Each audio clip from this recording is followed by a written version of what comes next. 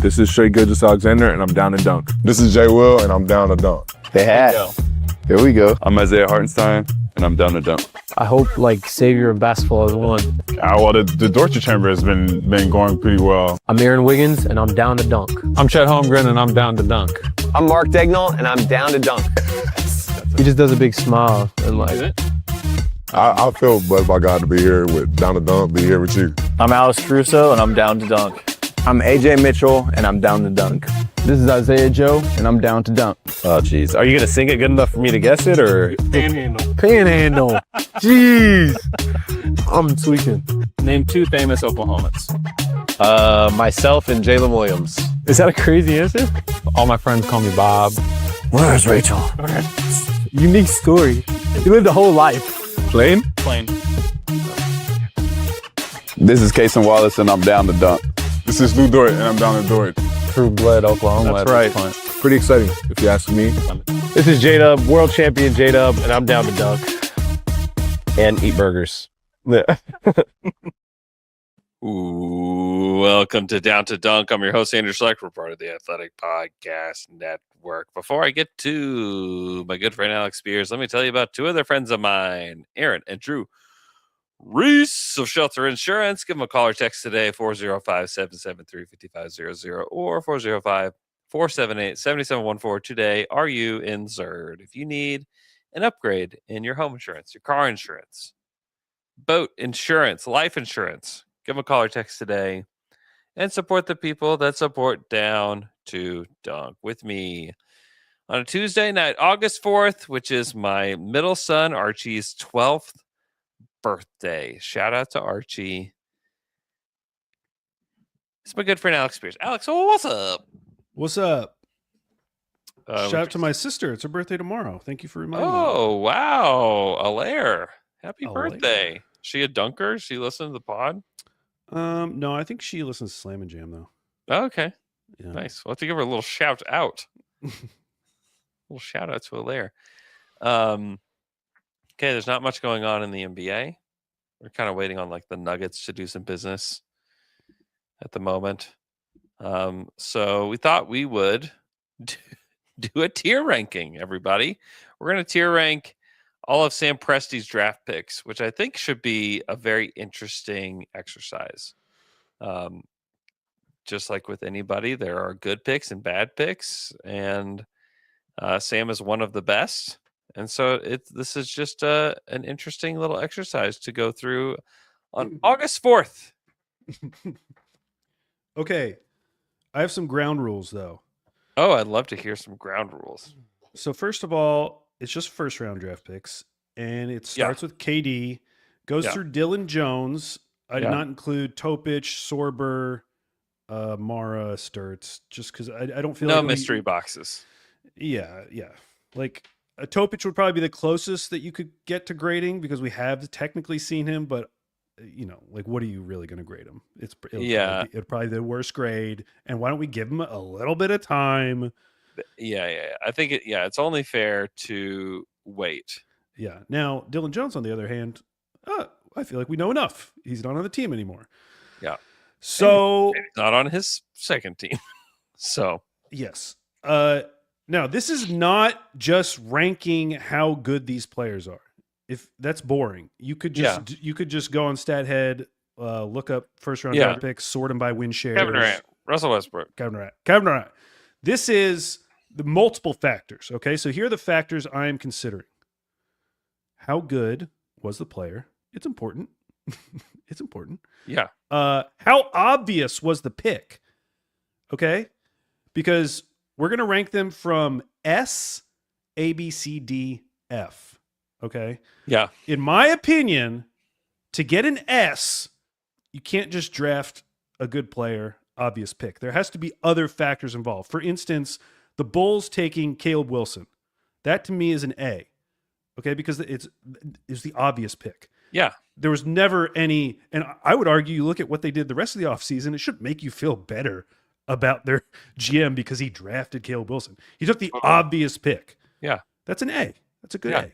Yeah. But to be an S, I feel like it can't be as obvious. Maybe you went a little bit against consensus or something, or maybe none of the players drafted after them were good at all. And so you like found the one good guy. Okay.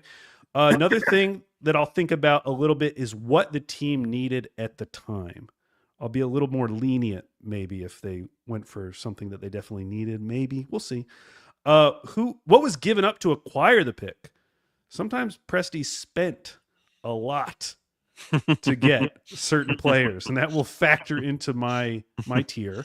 Who was taken shortly after the pick? I don't care if a guy was taken like 20 picks later, 15 picks later, but next like 5 to 8 picks, we could talk about it. Yeah. One thing I don't care about is who was taken before, because how would I know how to judge it? Yeah. People always bring it up with campaign, like, oh, Devin Booker went one spot before. Well, we didn't have a chance. He wasn't there. There's no way. Yeah. Maybe Presti did reach out and tried to make a deal. We don't know. Yeah. Maybe they just loved him too. Yeah. And then Great. one thing that I think is really important: how bad was that player in the context of their draft class?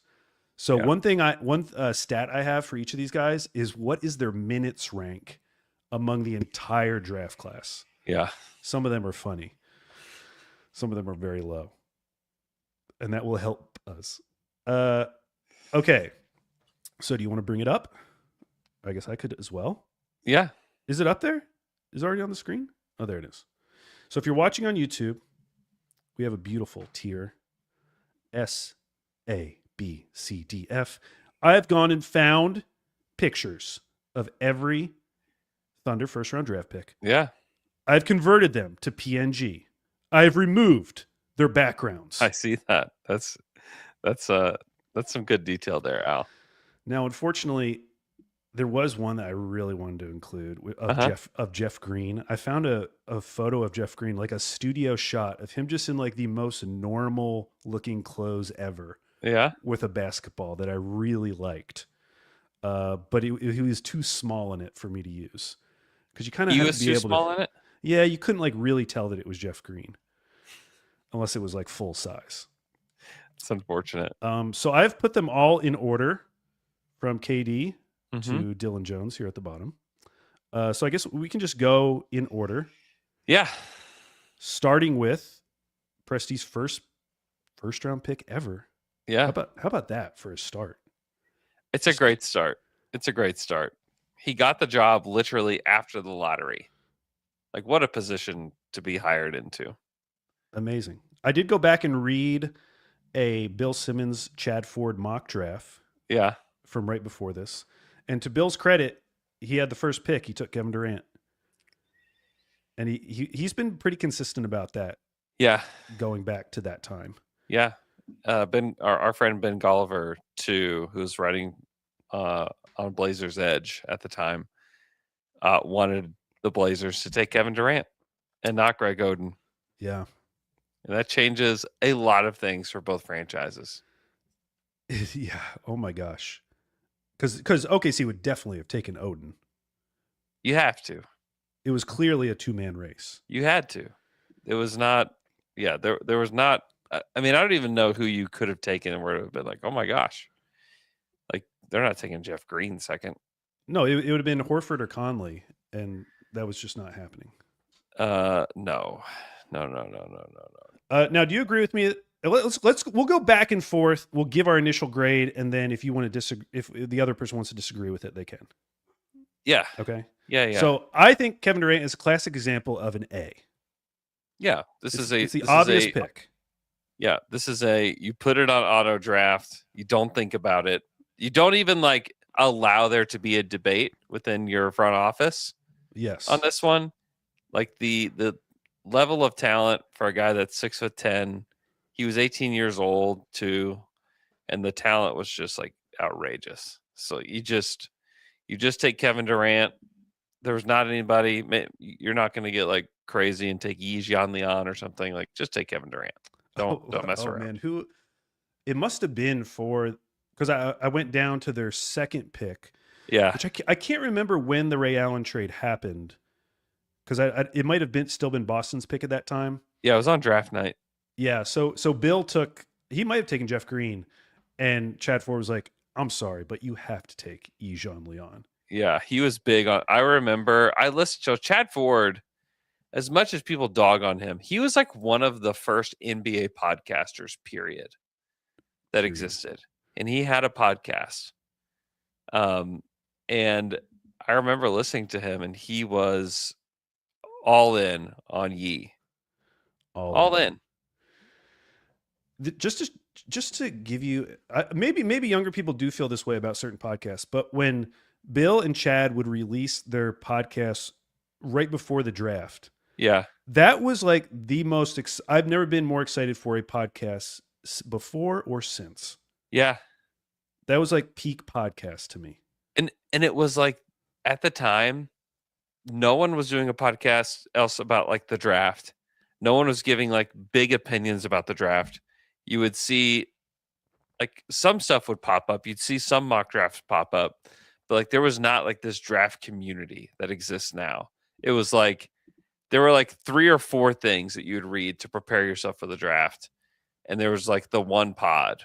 Yeah. And it was Bill and Chad Ford. I would listen to that show like 3 or 4 times before the draft. Like seriously. It's crazy. Yeah. Now each podcast is just it's just here and gone. It's here and gone. Okay, next up, Jeff Green, the number 5 pick in the same draft, 2007. Now he was acquired for Ray Allen and Glenn Big Baby Davis. Mm-hmm. Went to Boston. Seattle got back the number 5 pick, Wally Zerbiak, Wally World. Yep. Delonte West and a 2008 second. Mm-hmm. Now, they did pass on a few guys, the most notable being Joakim Noah at number 9. Would have been a great Thunder guy. Would have been amazing Thunder player. Would have been really nice. Literally the exact kind of player that they needed. And I would say, like, even nowadays, like, Joakim Noah would be a great Thunder player. Dude. Period. Yeah, he is. Yeah, he's a lot like Hart. And probably like better passer a little bit. I mean, he's very much like Hartenstein. Like he's so much like him. It was funny reading some mocks about Joakim Noah. A lot of people were saying like, "Oh, he should have come out last year." Like people were knocking him for his last season in Florida. Yeah, and saying like, "Oh, he should have just come out earlier." And we're knocking him down for this. He could have been the number 1 pick in 2006. 2006.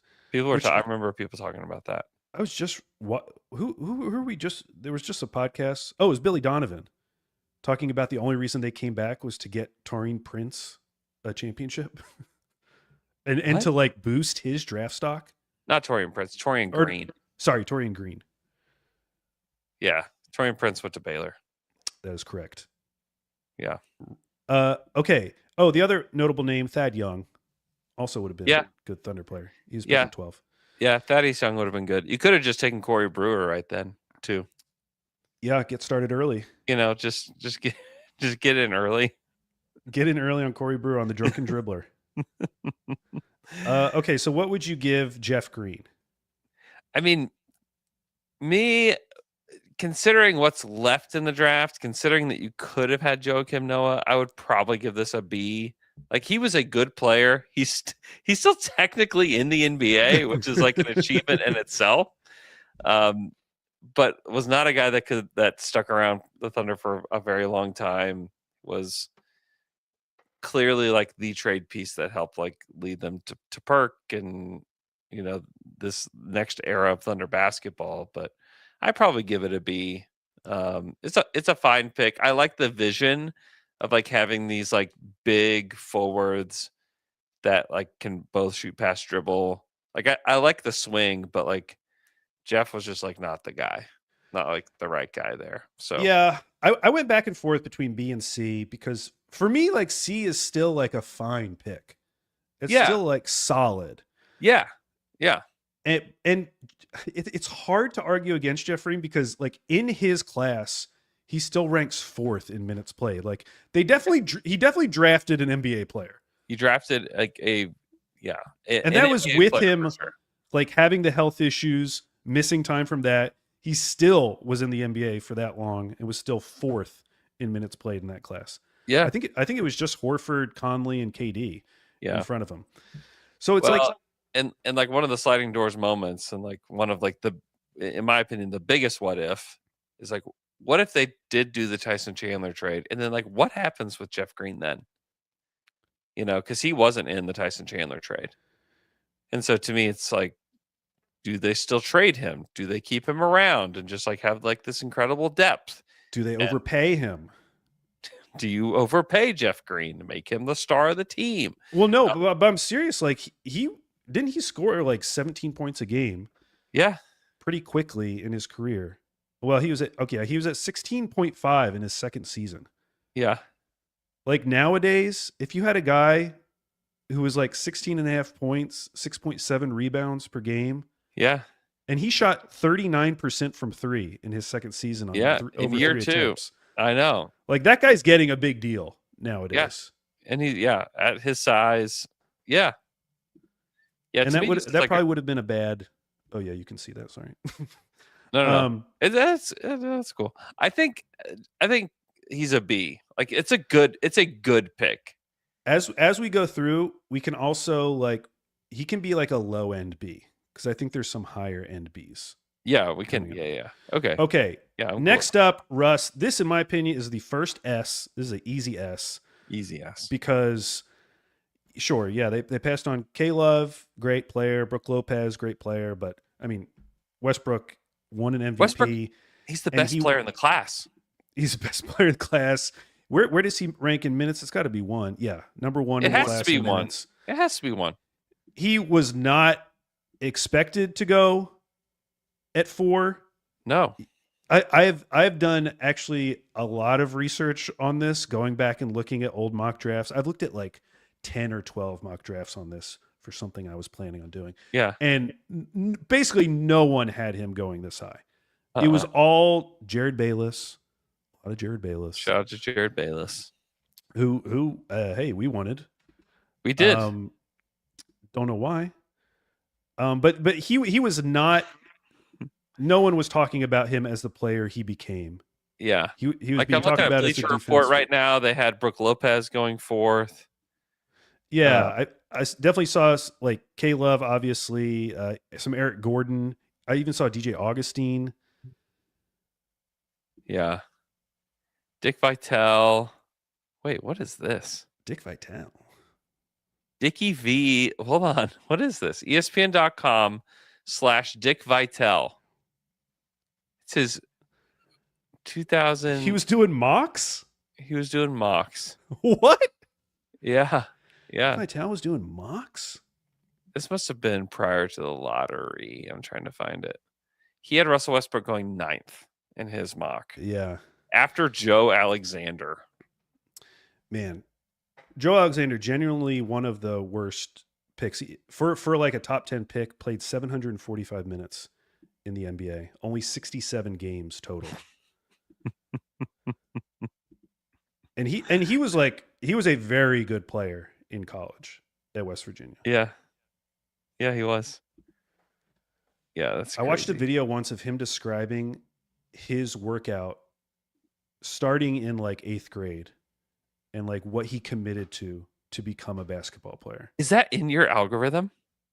Yeah.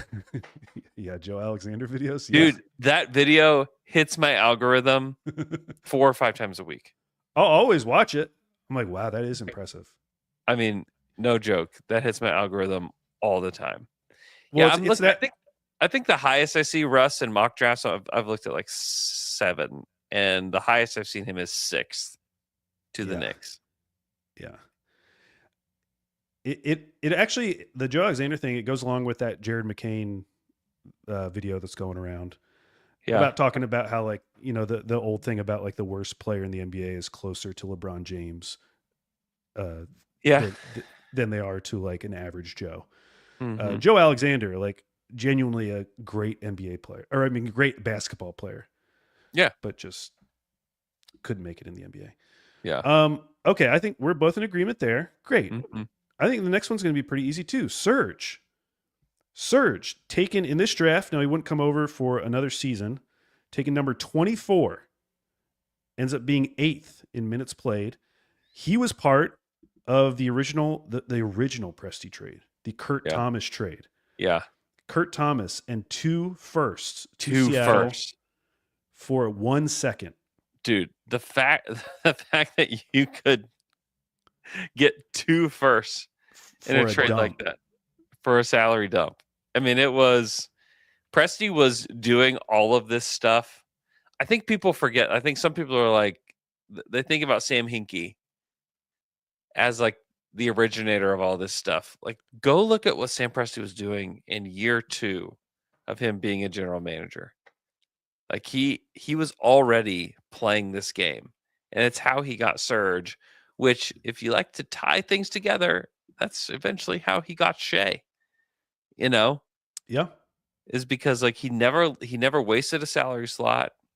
He continued to make all these deals, but it like all originated with this deal from the Phoenix Suns, and it's really just because of the cheap owner. But like, remember, Steve Kerr was the GM for the Suns at the time who pulled the trigger on that too, which is just like another like funny like little Easter egg that like happened in Thunder history. The 2010 first that they got ends up not really mattering. We'll get to it. Yeah. But in this draft, like you have Serge at 24, Nick Batum, another like would have been an awesome Thunder player. Yeah. He would have been incredible. Yeah, he would have been amazing. And then George Hill, yeah, at 26. Eventual Thunder player. And like kind of a player that could have played next to Russ. It could have worked. Yeah. A player that you could eventually trade for Kawhi. That's true.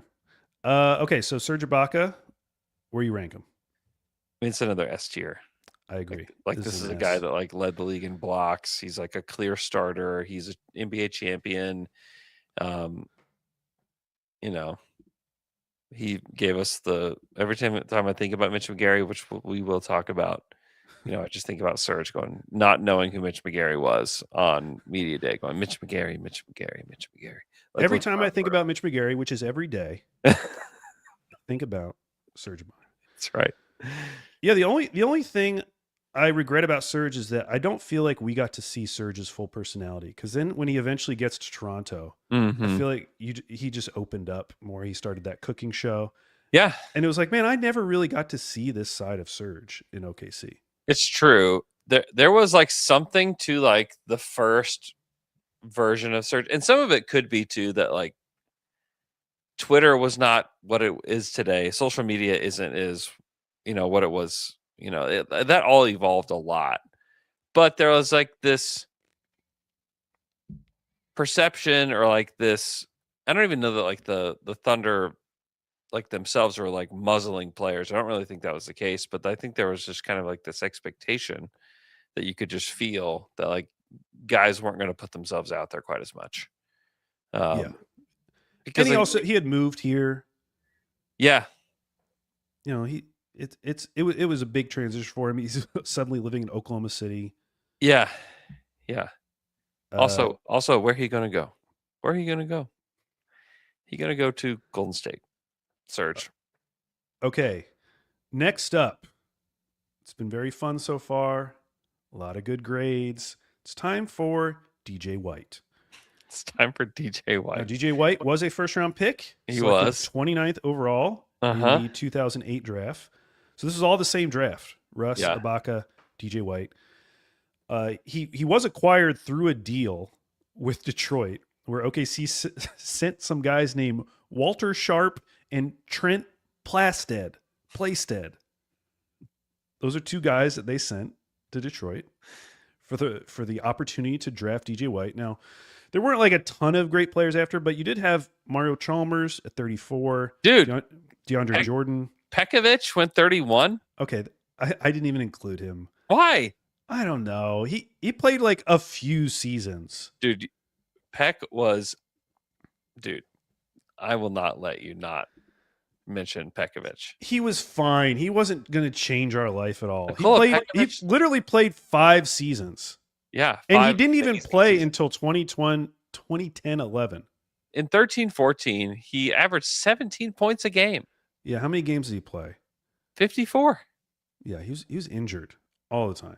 Dude, if that's your backup center, he was a monster. He played under 300 games for his career. He's like a literal monster. How many did DJ White play? Oh, Hey, brother, I'm giving this an F, okay? DJ White played 451 total minutes in the NBA. I was gonna say he played. Yeah, that's why I'm saying like we should mention Pekovic. Okay. DeAndre Jordan, 35. A guy who I think would have been awesome, Luke Richard Mbamute, Yeah, 37. yeah. We're getting a little far away though from pick 29. Omer Osik, we could have had the privilege of overpaying Omer. Yeah, I was gonna say some of these guys. I don't know if any of them are for the Thunder, but there are some times you draft a guy, and they're clearly a good player. Yeah, but it's sort of a bad pick because they're good, but they're not good enough. They're good enough to get paid. They're good enough to get paid a certain amount, which is like almost like the argument from day one that like Michele and I had about Şengün. Yeah, that's true. You know, like he's going to put up enough numbers where you're going to have to pay him. You know. Yeah, and that has turned out to be true, I would say. Yeah, Dragic is probably like the biggest one, but everybody missed on Dragic. He went 45th. Yeah. So yeah, this is an F for me. Yeah, mostly because he just didn't really end up becoming an NBA player. I mean, he was 37th in his class in minutes played, and only under 500 minutes for the Thunder.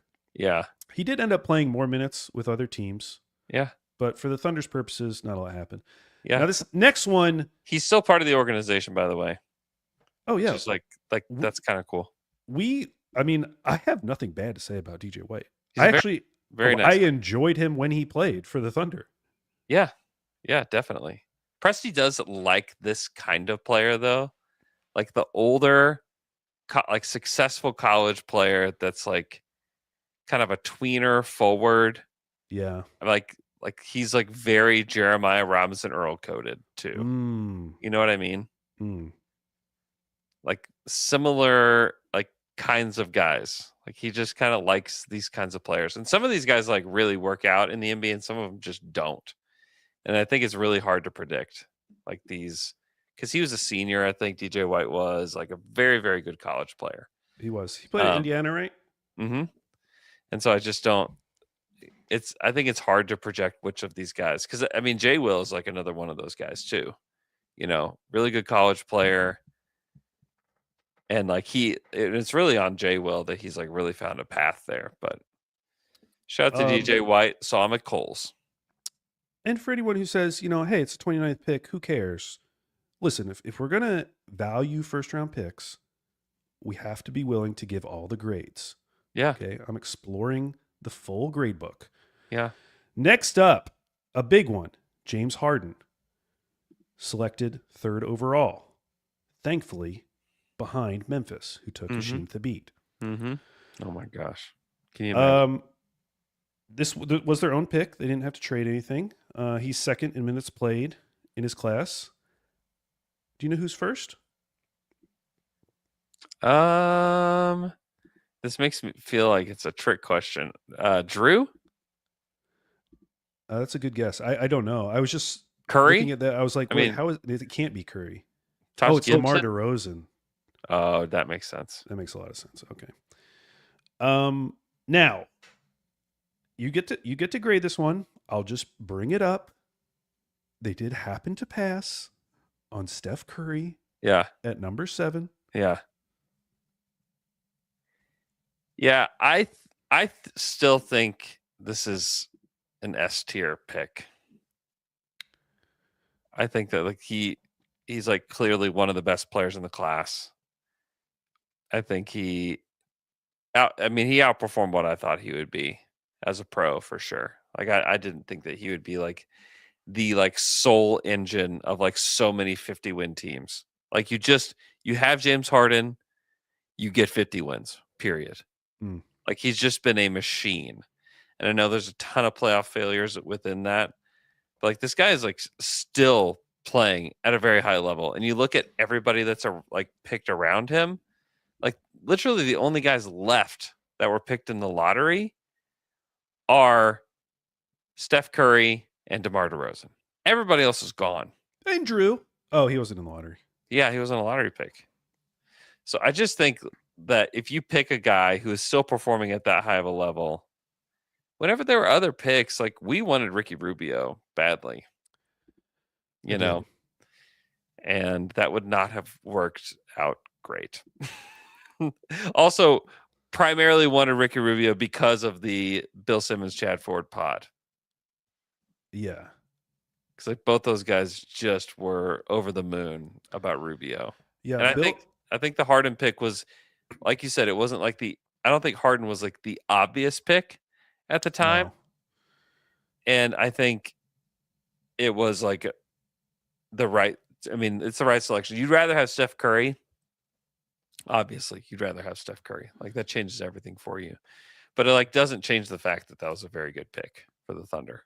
Okay, if I can't talk you into an A, I'm going to put him lower on the S tier. Yeah, I don't think it's the same like boldness of like the Russell Westbrook. Just because, pick. Oh my gosh, what happens if they do draft Curry? What even happens? Dude, I mean, even if you play it out the same way, yeah, where he gets injured, he has early career injuries. Yeah, he doesn't like really start reaching his peak. I mean, it took him till his 4th season when he was averaging over 20 points per game. Mm-hmm. His 24-year-old season. That was 12-13. So it definitely would have like set back the Thunder probably don't make the finals when they do. Not then, but probably after. But you have now created a team with KD and Steph on it. Yeah. I would be so interested to see a career like Steph Curry's career without Draymond Green. Oh, people usually say the other way around. But I'm saying that like that team was also not only were all those players perfectly positioned around Steph, but it's like the other way around too. You know? Yeah. Like they were perfectly made to play with Steph Curry, to have like the spacer that Klay Thompson was, which Thunder didn't have any guy like that. And then like, what does a Russell Westbrook, Steph Curry, Kevin Durant team look like? Like, what does that look like? It's probably absolutely killer. And they would just. It probably is. You probably win like 5 titles in a row. Is like probably what happens. They probably bring Steph off the bench for 4 seasons. Try to negotiate a contract with him. He balks at the minus $5 million or minus $3 million, and then they trade him to the Rockets, and then he is the Rockets franchise player. Okay, next up is a good one. We're still in 2009. Yeah, we've moved down to the 24th overall pick, and it is Byron Mullins. Byron, don't call me BJ Mullins. I recently sent, I think just yesterday, an updated picture. Yeah. Of Byron Mullins, looking good. It's a glow up. He plays for, I think they're called the Winnipeg somethings. A Canadian Basketball League. I think we owe it to our listeners to put it on the screen. Give me a second. Okay, so he played for the Winnipeg Sea Bears of the Canadian Elite Basketball League. He looks younger somehow. He does look younger. He looks like a different guy. He really does. Shouts it to Beej, And it looks like he most recently was playing in New Zealand. Yeah, look at him. He looks great. He's got a great hairline. He really does. Hair looks great. Beard looks great. The eyebrow is a little menacing. Yeah, he's kind of doing the Nate Ament eyebrow. You call that the Nate Ament eyebrow? That's what he was doing during the draft, right? I guess. That is really funny. Yeah. So he was also like the number 1 high school player in his class. Yes, this would become a theme, I would say. I started thinking about this today, like this archetype of draft pick. Yeah. Like former highly, highly recruited high school player. Yeah. Who falls out of favor during school, either because of a combination of injuries or people just realizing they're not as good as they once thought. And I was trying to figure out one that worked, and I could not do it. Like Time Lord might be the closest, but I don't know how highly recruited he was. And that was purely injury concern. Yeah. But like Scal Labissiere is another great one. Yeah. Perry Jones, who we're going to get to. Yeah. Byron Mullins. I mean, Cam Whitmore, kind of falls in that now. Cam Whitmore was one of those guys. Shabazz Muhammad. He was like a big one that like he falls in the draft, but like still gets drafted in the lottery because of his high school pedigree. Yeah. And they're so tempting because you're like, maybe it was just a bad situation. Can't an 18-year-old have a bad year? And at least in this case, it did not work out. So Byron ends up playing. How many minutes do you think he played for the Thunder? For the Thunder, I don't know. Where would you set the over under? Over under 100. 139 minutes. Wow. He hit the over. Congratulations. Yeah. Ranks 36 in his class for minutes played. Yeah. He was actually involved in a trade because this was the Rodrigue Beaubois trade. It was the Rodrigue Beaubois trade, which there was a very brief moment in time where it was like, oh my gosh, I can't believe they traded Beaubois. Players after him, Taj Gibson would have been a great Thunder player, was a great Thunder player. We loved him. You know how Chicago got that pick, too? How? Was that the Thunder had the pick, but they traded that pick to Chicago for Tabasefolosha. Okay, well, that was a pretty good trade. Yeah. Damari Carroll was pretty good. Wayne Ellington. Yeah. So nothing crazy. I'm tempted to give this a D only because I appreciate swinging for upside, even though I just said that every player in this archetype has failed. Yeah, this is an F. Okay, it's an F. This is an F. This is like not an NBA. Better than DJ White? Sure. Ooh. Yeah. I mean, you draft a non-NBA player whenever, I mean, like Taj is like a absolute pro. Yeah. Damari Carroll made an all-star team, you know. Wayne Ellington was around the league for forever. And Byron Don't Call Me BJ Mullins was just in the league because he was tall. But none of them as good as Pekovic. So we're going to have none as good as Peck. Byron above DJ White. Also, remember DeJuan Blair? Yeah, no ACLs. Yeah, no ACLs. Pick 37th was just a killer for the Spurs for like 2 years until like his knees just absolutely were just done. Next up, I would say an important one. This is a pivotal one. Okay, Cole Aldrich. Do you know what his Basketball Reference nickname is? I don't think I do. I never knew, and I want to say right now, worst nickname I've ever seen on Basketball Reference.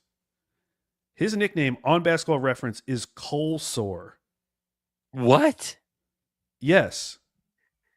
Yikes. Why would you ever allow your nickname to be Cole Sore? I hope not. Dude, no.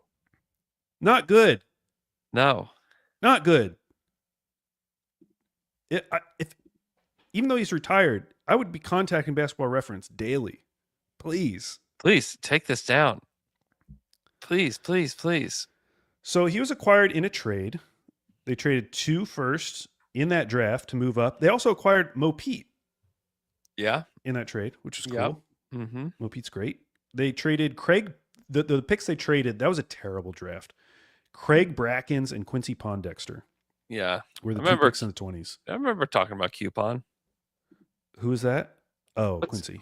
Quincy Pondexter. As like a guy who was like, at least Coupon could play. But then he like actually couldn't. He couldn't. That was a really, really bad part of the draft.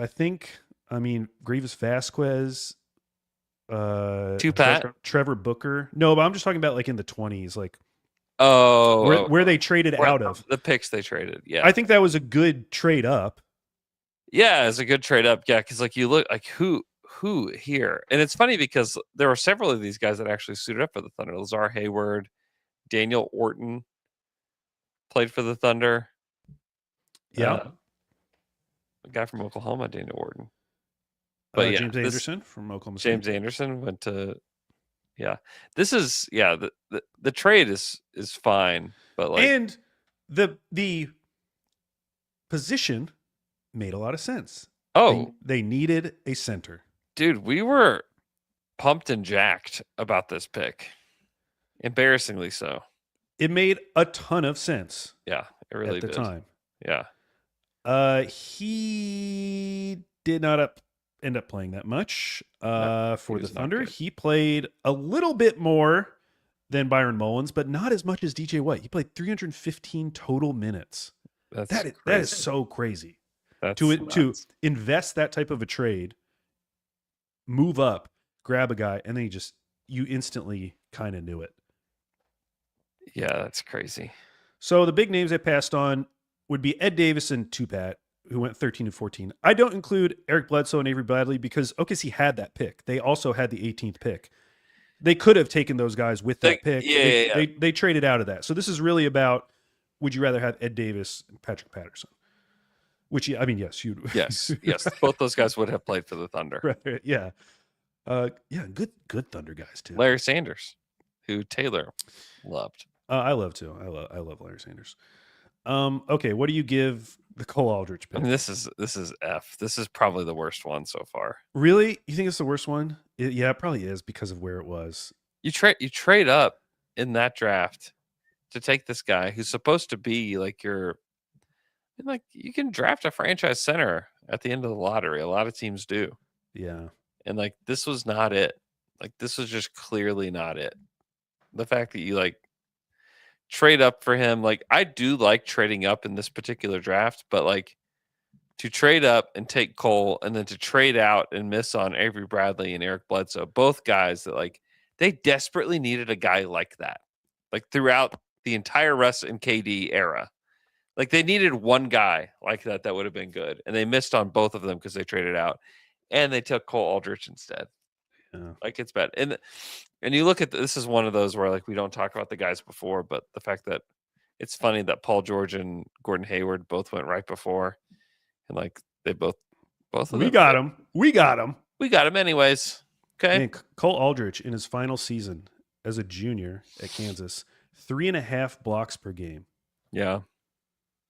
Second team All-American, 11 and 10.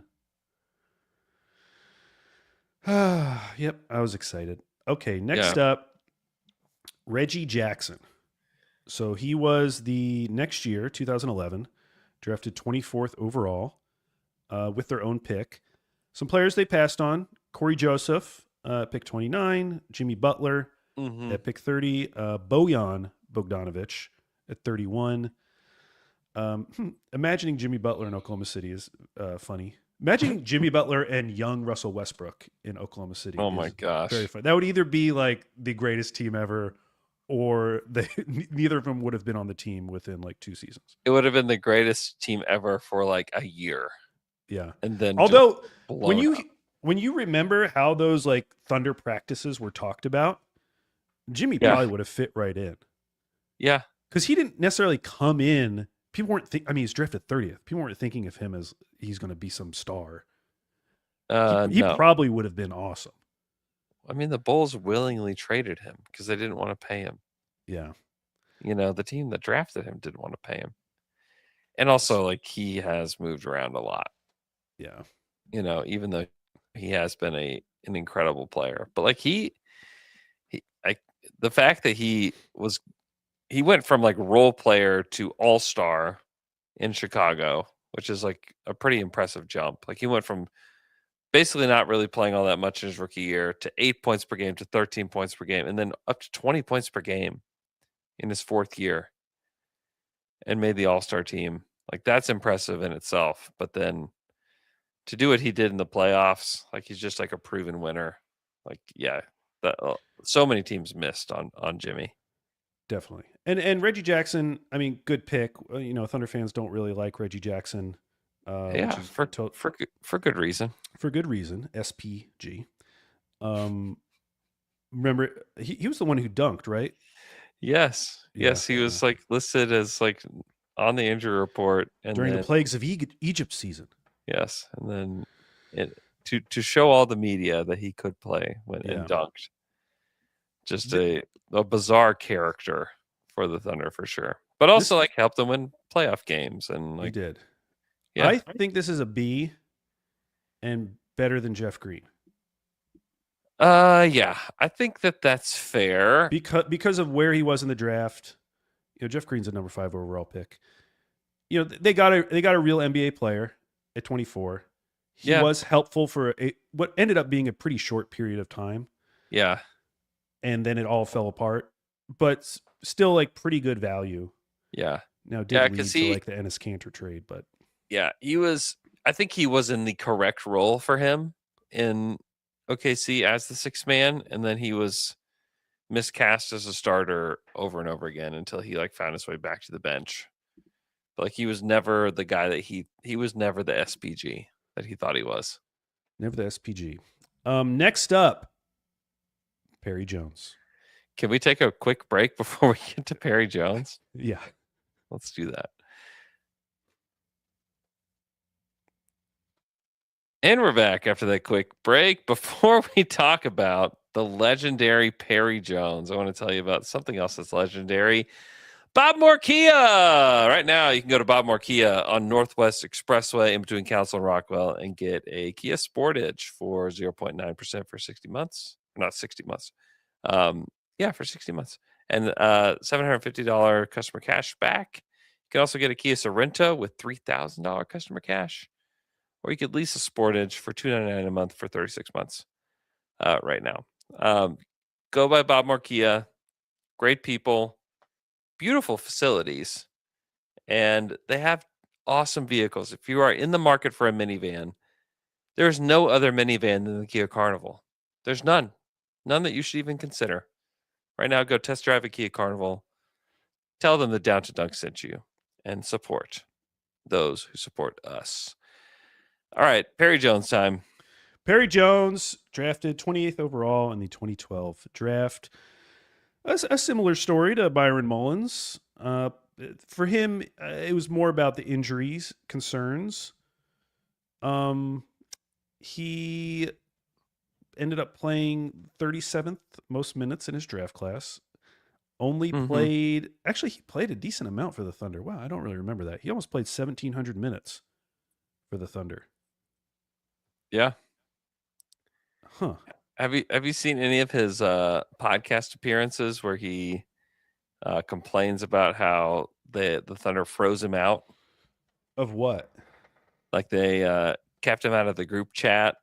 Didn't tell him whenever like early practices were happening, and like he would show up and the practice was already going on, and like I don't know if I believe any of this, but that's a bummer. He felt like he did not get a proper opportunity.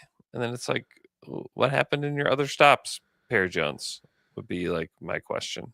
I'm shocked he played more than 3 times more minutes than DJ White, because I remember more DJ White minutes than Perry Jones minutes. Really? Yeah. I just don't remember a lot about Perry Jones, the basketball player. Yeah. I remember him as just like this character in Thunder history and talking about it a lot. Yeah.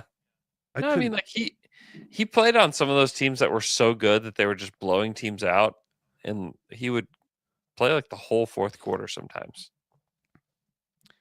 So some players they passed on because he was taken 28th overall. Jay Crowder, 34. Draymond Green, of course, 35. Yeah. Chris Middleton, 39. Will Barton. Will the Thrill. I think you get to judge this one. Yeah, I mean, like, this is the 20th pick in the draft. I don't care that much. Also, I loved the upside swing on this one. Perry Jones was like, going into his freshman year, he was like thought to be like a top 5 pick in that like following draft. But then he ended up going back to Baylor for another year. And then it was like quite obvious he was not a lottery pick, but everyone was still so excited about him because he was 6'11" and he could dribble and he could shoot and he could do all these things. I loved the swing at the time. I think this is probably a D. Wow. This is like the last pick in the draft. This is like first D. A fine swing for a player. I I was very excited. He's not as bad as like some of the guys we have in the F tier. Like he's a guy that kind of stuck around the league a little bit. But I don't know. I mean, maybe he deserves to be an F because he only played 3 years in the league. Actually, now I'm looking at it, I had him as a D as well. You know, I don't know. I mean, maybe it should be an F that he also like didn't ever get a contract with anybody else. Yeah, that wasn't good. Because at least like Cole bounced around and was like a backup center that like people talked themselves into. Yeah. So maybe he should be an F. But if we do, he's got to be the best F. Yeah, he could be the best F. Okay. But like the fact that he never, I mean, the way that he talks about himself is like a little concerning. But also the fact that he never got another deal with anybody else is pretty wild. Yeah, I think he got like a camp invite from Boston, if I remember correctly. Yeah, but I mean, like, there's a lot of NBA spots for guys that are this talented. And the fact that every other NBA team was like, nope. Yeah. Like we're not doing it. You know, that says something about him. That it's because he does like he kind of goes on and bashes the Thunder now. But it's like, okay, if it was truly the Thunder's fault, which I'm not saying the Thunder are perfect. I'm sure that there are situations where the Thunder were not the perfect team for a specific player. Like I'm sure that has to be true. But like the fact that nobody else said, you know, you're 6'11", let's give it a try. You're mobile, you're athletic, like you're all these things. And everybody else said no. That's pretty crazy to me. Next up is one that I think is one of the most interesting ones to talk about. Yeah. Which is Steven Adams. Mm-hmm. Obviously a great player. Drafted 12th overall in the 2013 draft. A player named Giannis Antetokounmpo went 3 picks later. Yeah. Pick number 15. And Steven Adams was also, that pick was acquired as part of the James Harden trade and will always be connected to that trade. And it's wild to think about how the Harden trade would be perceived if they had drafted Giannis. Yeah. I mean, we just talked about them taking Perry Jones, Byron Mullins. Although I guess those guys, they did have like pedigree in the sense that they were highly ranked at one time. Yeah. Maybe Giannis is more along the lines of like a Poku or maybe a Baisley later on. Yeah. Where it's more of this like mystery box. Yeah. But still, I feel like it would have made sense at the time for Presti to make a swing like that. It would not have shocked me if he had taken a player like Giannis. Yeah. Have you seen the biographical movie called Rise that's on Disney Plus about Giannis? I have not.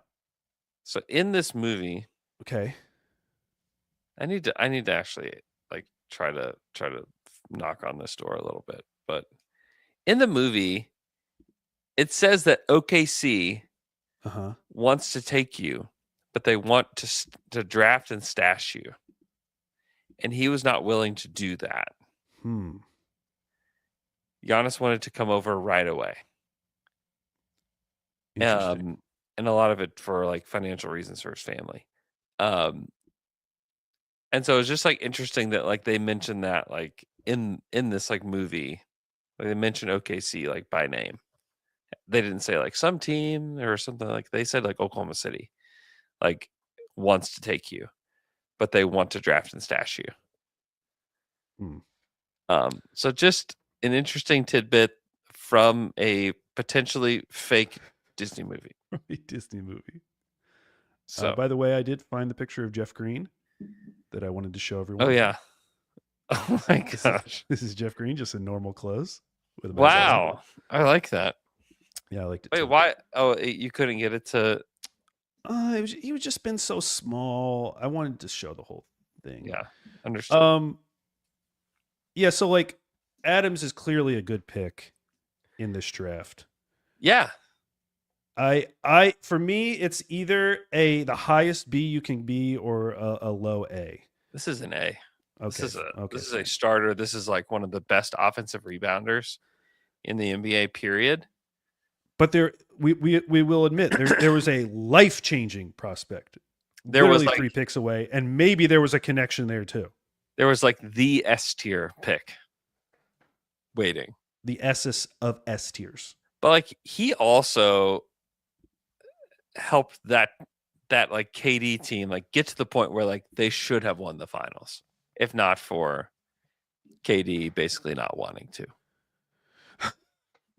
You know? You think that was the reason? Yes. Yes, I do. I think that if KD wanted to stay here, he would have won the finals. Oh, okay. I thought you meant like the year they lost to the Warriors. That's exactly what I mean. You're saying he didn't want to win? No, I think he was afraid to win because he knew that it meant he had to stay. Oh. So, yes, Steven Adams was a big part of that team. He was a huge part of that team. Even though the truth would have been the opposite. If KD leaves after winning a championship, I mean, we probably feel a lot different about him. Yeah, I think he was afraid to win because of what he thought he would have to do. So, and if only he could have seen what OKC became. And like Steven Adams, a hilarious individual, and oh yeah, S tier personality. So much joy to the fan base, and like for our podcast, I mean, I think about the amount of people from New Zealand that like listen to the show and like still listen to the show to this day because of him. You know, like it's just an absolute joy and a privilege, and he is an absolute A pick. Like that's a good pick. You know, for this draft, dude, this draft was so bad, and to get like a starter. I mean, look at the lottery. You know what's crazy though? I agree with you, but look back at that draft in comparison to the 2024 draft. And it's like, dude, does the 2024 draft have any chance to be as good as the 2013 draft? Like CJ McCollum, like good player, Steven Adams, Giannis, obviously, like, I don't think anyone from 2024 is getting close to a Giannis level. Yeah. Victor Oladipo, Otto Porter Jr. for a few years. Yeah. I'm interested to see what those two drafts look like in retrospect, because 2013 is always held up as like this was the worst of the recent drafts. It's a bad draft for sure. It is. I mean, there were 3 centers drafted before Steve-O, that none of them were starters. In fact, one of them became Steven Adams' backup. You know, in Nerlens Noel. Yeah. So like this, like to me, to get like, I mean, he's the best center in this class. Yes. No, I mean Rudy's the best center in this class, but he's the second best center in this class. Yeah. Like to me, like that's an A to get him there. And like he was not a guy that I did not like the pick at the time. I was not in on that pick at all. But to me, that's one of Presti's like it's a good pick. It's not an S tier pick, but it's a good pick. Just in the second round, we had Alex Abrinas, Mike Muscala, and Joffrey Laverne. That's a good little run there. That is nice. And Grant Jarrett. Who are the like? Is it 1% of Thunder fans could pick Grant Jarrett out of the lineup? And it wouldn't be me. Okay, next up, Andre Robertson. I gotta go grab something to drink. Talk about Dre. I'll be right back. Andre Robertson is next up. Same draft, 2013, taken 26th overall. He was actually acquired in a trade where the Thunder sent Archie Goodwin, who was drafted. Where was he drafted? He was drafted 29th. So they moved up 3 spots, sent some cash, and got Andre Robertson. Now, it's very notable that right after Robertson's pick, number 27 was Rudy Gobert. Rudy Gobert was picked right after him. I also was a little shocked. We just talked about how terrible this draft is, 2013 draft. Robertson ranks 25th in total minutes played in that draft. Wow, that's wild. There's a lot of like sneaky big minute guys like Tim Hardaway Jr. and Reggie Bullock and Schroeder's in this draft. Kelly Olynyk is in this draft. It's just interesting that like for as much as we talk about Robertson, just in terms of the history of OKC, he was so important to like a few years of teams. He sits between James Ennis III and Raul Neto in terms of minutes played in that draft class. That's like, wild. His career really kind of was a blip in his draft class compared to some of these other guys. Yeah. I mean, he got hurt. I mean, he had the basically career-ending injury in his 5th year. Yeah. Yeah. You know, like he was a big minute player starting in year 2. You know, and then like had his career just like ended after he had that patellar injury. I think this one is yours if you would like to grade Robertson. I think this is probably a C. Wow, really? Yeah. I don't know that like Dre is a starter for everybody. Wow, C. Like he was a great defender for a few years. He was. Like I think it's a good pick. I think he was a starter probably only for the Thunder. You know what I mean? Yeah, that might be true. Like I just don't know if he starts for many other teams. And I might be wrong about that, but like he was a 0 on offense. And like we think about like Dort holding the Thunder back offensively. Like, dude, like he was a record scratch. Like he didn't want to shoot it.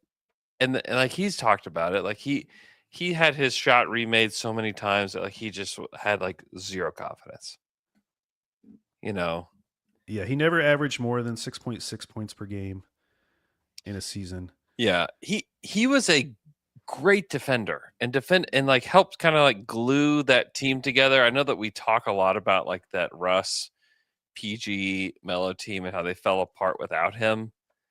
But like, come on.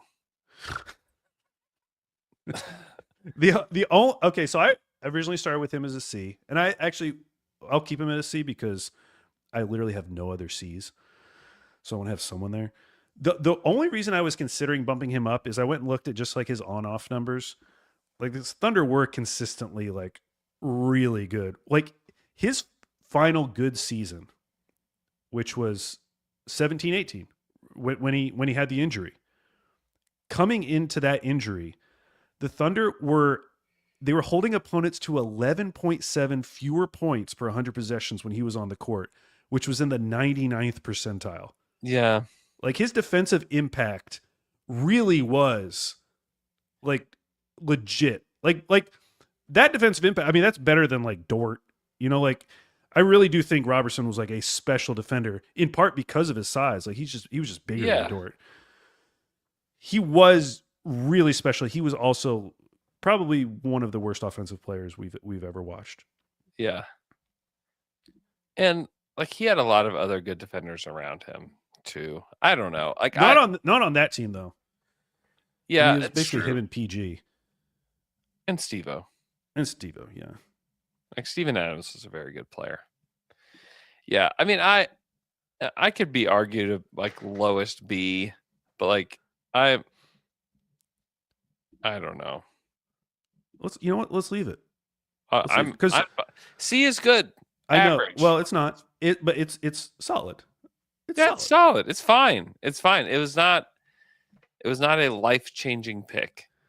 Like how many years and minutes do we waste just talking about him potentially being a shooter?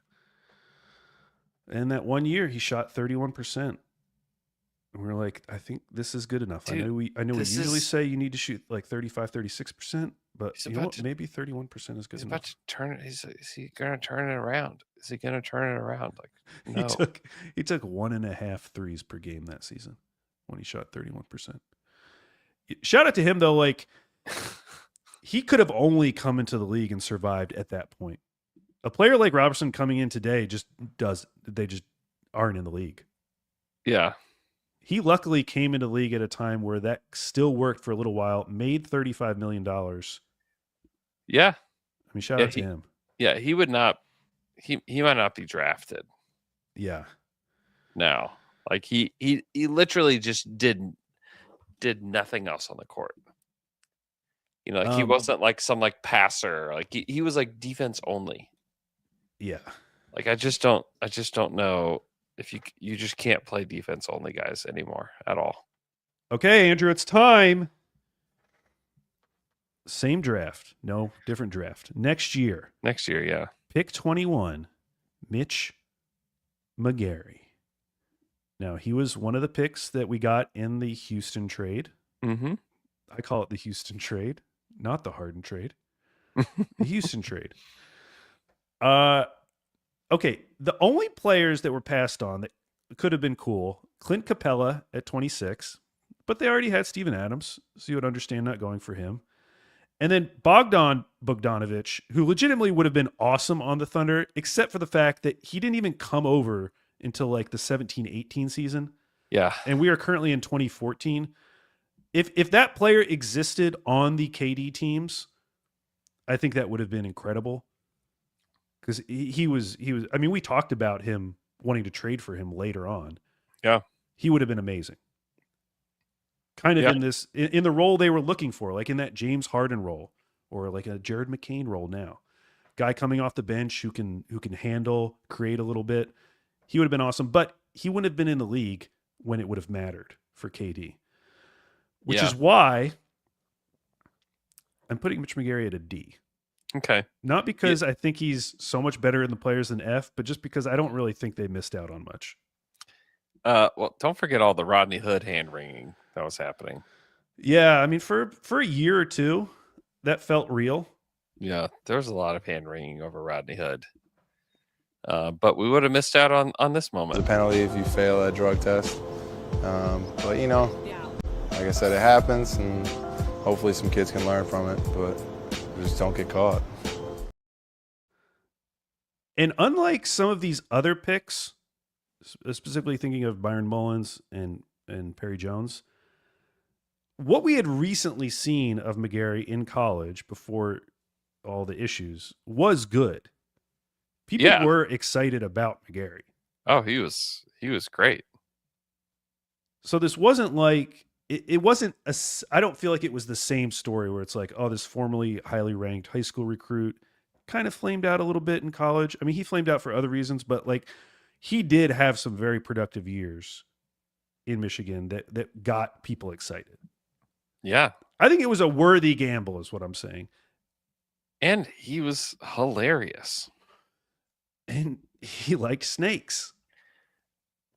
I am still perplexed that Sam Presti sat down in a room with Mitch McGarry and decided, this is the guy that I'm bringing in. This is the guy. I just cannot imagine. One, I can't imagine the two of them talking. Two, I can't imagine them talking and then Sam saying, this is the guy. Okay, like, I take back everything I just said. His big year at Michigan, he was 7.5 and 6 rebounds. Why did I think he was like a double machine? You know what people loved about him is how he rooted his teammates on from the bench. Okay, he's going to the F tier. Okay, he's I mean, the guy, I mean, it's similar where it's like he just didn't have a career outside of the Thunder. You know? Okay, he played really well in the tournament. That's what got people excited. I mean, he played 52 games. That was it. Let me see what he did in the tournament. Oh yeah, right, because they went all the way to the finals, and he was good in that run. He had a 21-14 game, 25-14 game, 11-9, 10, 12, and 6 in the Final Four against Syracuse. Wow. So that's why people got hyped. That's an F. But briefly a D, so shout out to him. Speaking of Fs... You know what his career high in points was? 22. I think it was 20. Yeah, 20. He had a 20-9 game. He had more moments than some of these other guys. That's true. Okay. Do you want to make this 2 parts? Because we could easily make this 2 parts. We're at an hour 10. But let's end on Josh Eustace then. Okay, let's end on Josh Eustace, and then we can save Cameron Payne for next week. Because I feel like the rebuild era definitely deserves its own podcast. Okay. Josh Eustace drafted 29th overall in the 2014 draft, so same draft as Mitch McGarry. It was their own pick. Some guys they passed on: Kyle Anderson at pick 30, Joe Harris at pick 33, Jeremy Grant 39. Of course, Jokic was 41. Every time I think about Josh Eustace, I go back to the article that was written by Zach Lowe about Josh Eustace. First of all, like, it's crazy reading a Zach Lowe article from 2014. Yeah, he was a really good writer. It's like he doesn't write anymore, and it's just I just forgot. Like, man, listen to this. He's writing about Josh Eustace, but Eustace isn't signing that contract. It's there, dangling in front of him, an untouchable temptation on the level of the water and fruit that the cruel Greek gods place just beyond the reach of King Tantalus. Wow. He's writing about Josh Eustace. It's about Josh. Now, I did want to read something about like why they did this, because if you weren't a big Thunder fan at this time, this was kind of a huge deal at the time for the Thunder be doing this, because this was the first quote unquote domestic draft and stash. The Thunder were required to offer him the guaranteed deal that you would offer a first round pick, but they had already made an agreement with his agents that he would not sign that deal, and instead would immediately go to the G League and sign a G League contract for like $25,000, with the promise that they would eventually get him on the back end. But like, as Zach Lowe brings up in this article, like, this is all based on the idea that he like doesn't blow out his knee. Like, there was a lot of risk in this for Josh, and I think ultimately it worked out for Eustace because he ends up making like a little under $4 million. And as his agents talk in this article, they were not expecting him to get drafted. They were worried that he wouldn't get picked. Correct. And so for them to get any kind of agreement that could potentially lead to an NBA contract was worth it for them. Yeah. Now, for the Thunder, why did they do this? This is what Zach said. The gains for the Thunder are obvious at first glance. They don't have to pay Eustace a dime this season, which is nice, since they are only about $1.8 million under the luxury tax. They have 15 players on their roster, including 14 guys with fully guaranteed contracts for 14-15. Stashing Eustace in the D League saves them from having to cut someone, likely Hashim Thabit, who would seem eminently able to be cut. And he was cut, and they ended up signing Ish Smith to that final spot. But there was another detail in this that I had just forgotten. And let me find it real quick. Okay. The Thunder might have taken Eustace in the second round, but they apparently could not find a trade partner in the right pick range on draft night. A lot of folks around the league are more confused about why the Thunder did this than about Eustace's perspective. They could have dealt the pick, and they tried to trade it for Amon Shumpert ahead of last season's trade deadline. Drafted a better player, traded in the second round, bought a second rounder, or just punted this experiment altogether. I'm sure I read that at some point. I had forgotten it because, of course, the very next season is when they end up trading future first, one for Enes Kanter, one for Dion Waiters. Yeah. I think I like Amon Shumpert better than both of those players. And he would be traded the next year in that same Dion Waiters deal. Wow. He ended up being traded from the Knicks in that deal to Cleveland. Yeah. So the Knicks were eventually willing to give up on him, and they didn't get like anything back. They got, Lance Thomas from the Thunder. But they apparently could have gotten this first in this draft for Amon Shumpert. I wonder why they didn't do that. Well, they got J.R. Smith and Amon Shumpert. The Cavs did, from the Knicks. Yeah. which those guys obviously ended up being really important to them. Yeah, Sean would have been great. He would have been great, on- and he might have prevented the Dion Waiters trade, That's true. which would have been bad for you, but good for me. Yeah, it would have been horrible. Glad they didn't do it. So, anyways, Josh Eustace, we love him, but he is an F. Now, where should I put him in F? I think this is a particularly rough one. Yeah, I'm too biased. He's like he's one of the only guys that's like been on this show to do a podcast with me. That is true. You know, it's not a media day. Like he's on here. Okay. He's somebody that I've podcasted with many times, and somebody that I call a friend and still text with to this day. So I can't be objective. I can't be the one to place him. I would probably make him a S tier. It was crazy that they did this. Now, would you put him before Harden, or would you go ahead of Ibaka? Probably between Ibaka and Russ is where I put him. Okay, all right, right there. Great dude. Like really, truly an awesome person. And it all worked out for him as far as like he did get an NBA contract. He got an NBA contract. He's training kids in Bozeman, you know, living a great life up there. So shout out to Josh Eustace. I don't think it's quite as bad as Cole Aldrich when you factor in where that pick was. Yeah. I think if they didn't do the draft and stash, I don't know that we ever talk about Josh Eustace or anybody ever talks about him. Probably. You know, I do put him below Perry Jones and Byron because there was some upside with those picks. Yeah.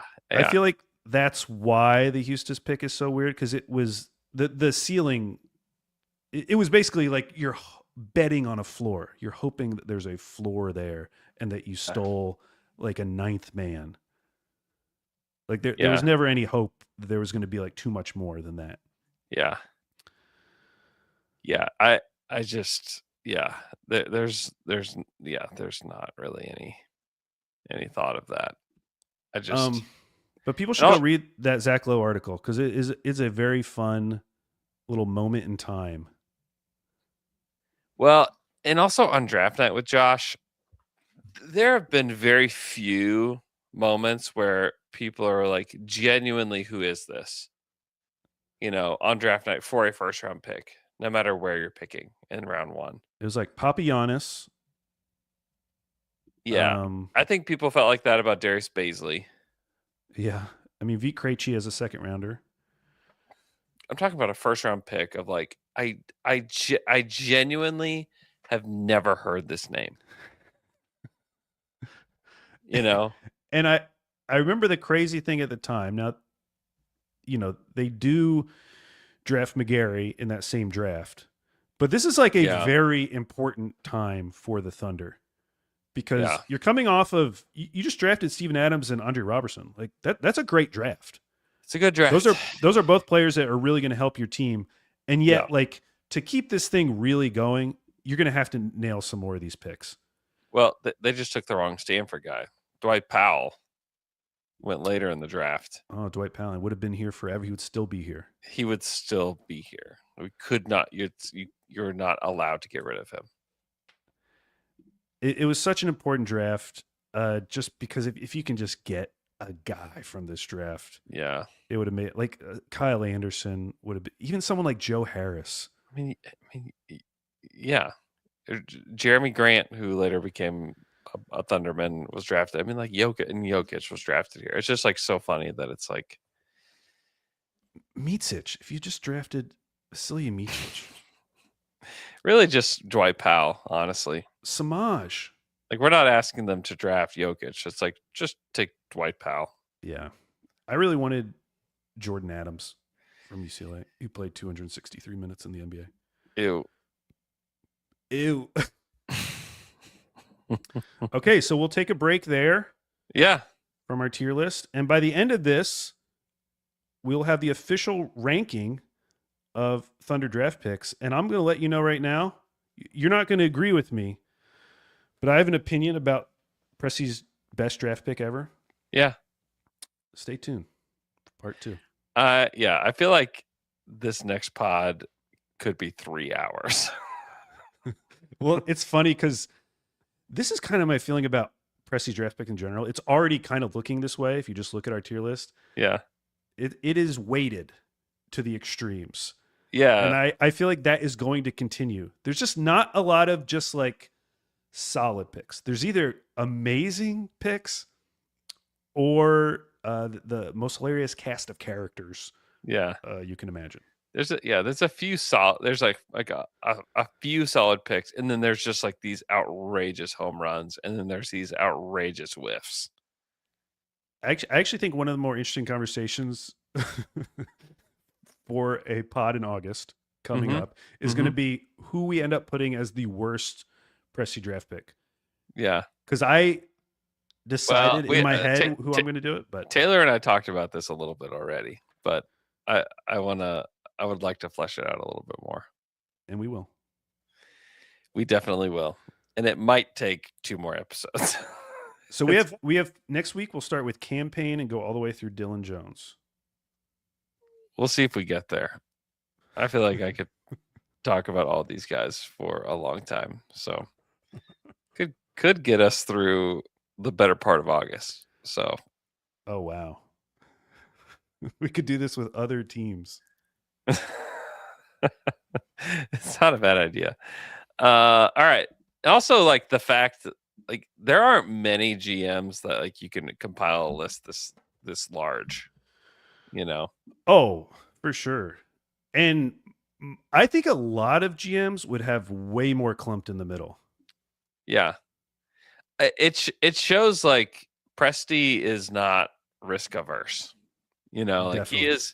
he is willing to take some swings, and we'll see some more swings coming up. Oh yeah, for sure.